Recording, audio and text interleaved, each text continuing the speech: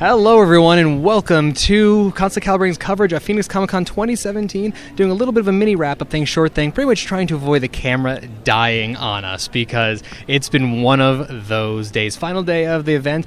I'm Josh Silverman from Constant Calibrating, joined by Niki Birkedahl, Smoldering Flame Cosplay, Austin Martinez, and we have over here Mr. Cutwright, Jordan James. Doing all right. So we're going to be all sharing mics and having fun with this. So let's talk, Niki, you first here. What's been the highlight of Phoenix Comicon for you, would you say? Let's talk positive first. My favorite thing about cons in general is just seeing my friends. Mm-hmm. I love seeing all the beautiful costumes. I saw so many beautiful costumes this weekend, especially in the masquerade. Everyone did such a great job. And, you know, you get a sense of community for the most part. You know, people, I've seen a lot of people, you drop something, someone will pick it up and give it to you. And I've seen a lot of helping people fix their costumes and helping people take photos. So I like the camaraderie that cons usually bring out to everybody. That sense of community kind of thing. So definitely my highlight would just be seeing beautiful costumes and seeing people I really enjoy seeing. Perfect. So what about you, Austin? Highlight? Yeah. Basically, stuff like that. It's actually pretty much speaks for itself. How fun it was. Oh, Jesus. We're fine. I know. Yeah, it's just overall sense of fun. Like, no matter what you're doing, no matter where you're going, there's always something going on, and everyone's always like, hey, just come over here. Come hang out with us. Come talk to us for a little bit. So... Let's continue, guys. Ignore the page on the wall. All right, yeah, so just while Jordan's handing out some stickers over here, I would say my biggest highlight is just seeing the booths. I love seeing the booths. I love seeing the really cool things people are doing at the event, and just seeing like the really neat things. One of my favorite booths is Heroes Within over in the Hall of Heroes. Oh, okay, yeah. They're doing this really cool thing where they have clothing, superhero-based clothing for men. They have a deal with DC right now. Oh, wow. And it's really neat what they're doing because like they have a Wonder Woman jacket, and they've gotten us so much shit about it because it's Wonder Woman's not for men, and their response is, well, women can wear Superman, women wear Batman. Why can't a man wear Wonder Woman? I think superheroes are for everybody. Yeah, Doesn't superheroes matter are if for they're everyone. women or men or raccoon. So but fair enough. So that's going to be that's our only other interview we're able to do because I caught Chris Gore at lunchtime. So that was the kind of thing. But Jordan, what about yourself? What would be a highlight for you? I think my greatest highlight of the actual con this year was probably the ability everyone had to adapt and overcome. Con started off very shaky. Unfortunately, on Thursday, we had something nuts happen, which usually doesn't happen at cons, and we really hope isn't a way that things keep going. But it's the way everybody kind of just adapted, overcame, and the way Phoenix Comicon reacted so professionally and so quick. They tried to make sure vendors were happy. They tried to make sure everyone had the best experience possible.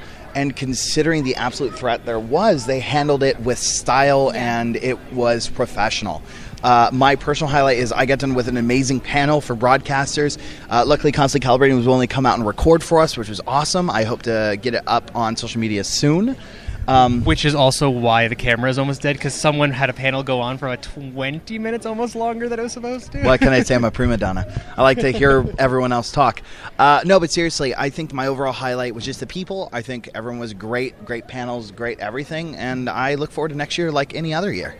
Yeah, I definitely think people are. There's a lot of controversies right now with Phoenix Comicon, a lot of stuff like that, and people are like, "Well, this is the death of Phoenix Comicon." And look, they've pulled some bullshit every year. They've pulled some bullshit this year, some very questionable things. But the death of an event that gets 80,000 people. Are you kidding me? Well, let's be honest. I mean, we've seen a lot of con controversy, not just from Phoenix Comicon, all over the country. Oh, yeah. And a lot of them are still running perfectly fine, you know.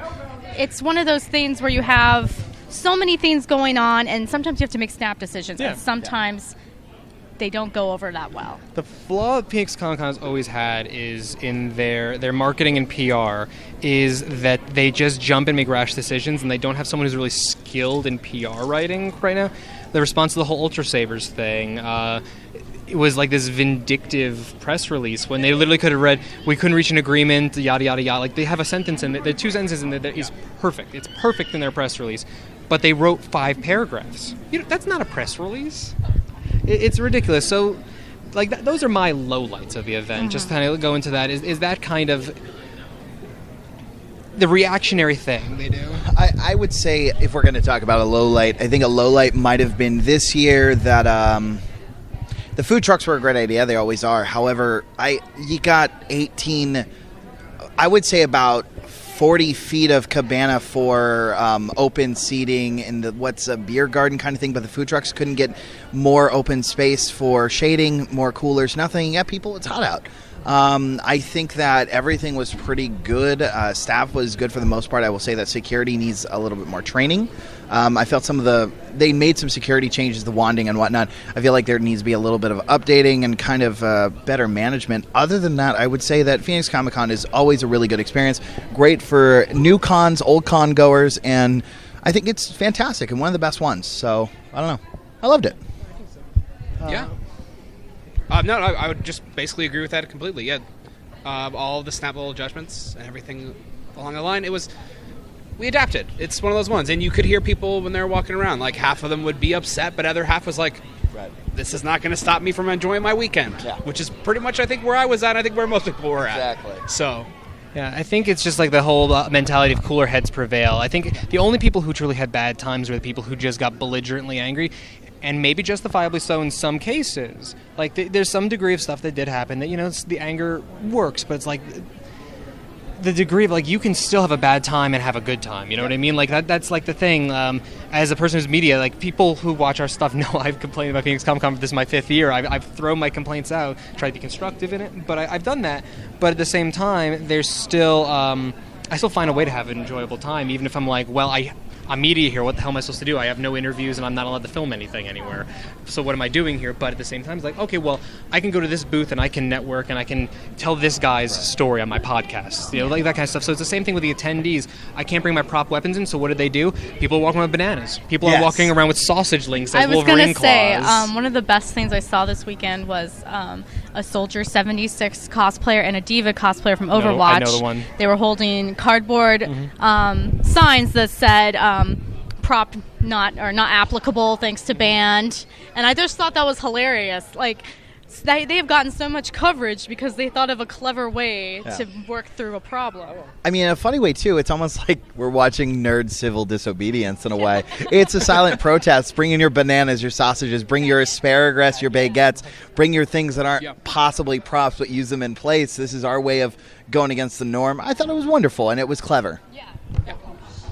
It harkens back to that sense of community, by the way. Like a community coming together to protest, but again, not being dicks about it at the same time. They figured out a way. I mean, I think that's one of my favorite things is at the Masquerade is T0013 came out with a baguette, which you normally have his gun, and I was like, you know what, I think I like the baguette just a tad bit more. I feel like some people came up with some cosplay ideas. Like, I feel like there must have been an epiphany a few people had where they're like, shit, I should do this next year. Like, I should actually double down on this idea. Because, like, again, the Wolverine with the sausage links, or the bacon, the sausage link and bacon, like, claw. I'm looking at that and I'm like, dude, you need to build on this. Like, you need to do, like, the Wendy's Wolverine or something like that.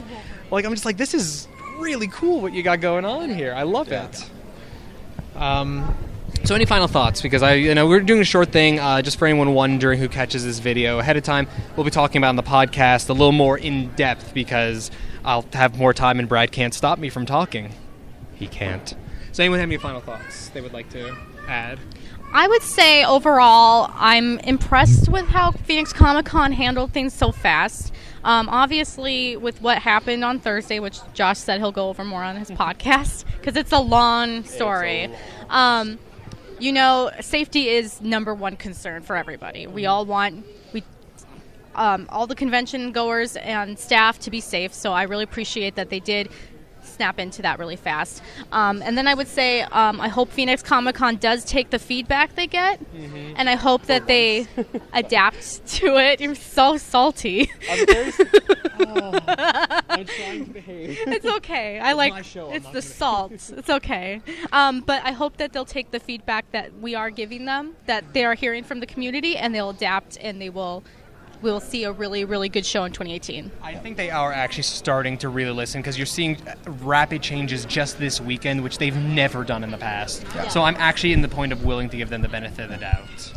I think that my overall takeaway is participating on a panel was probably one of the best things I've done in Phoenix Comicon ever.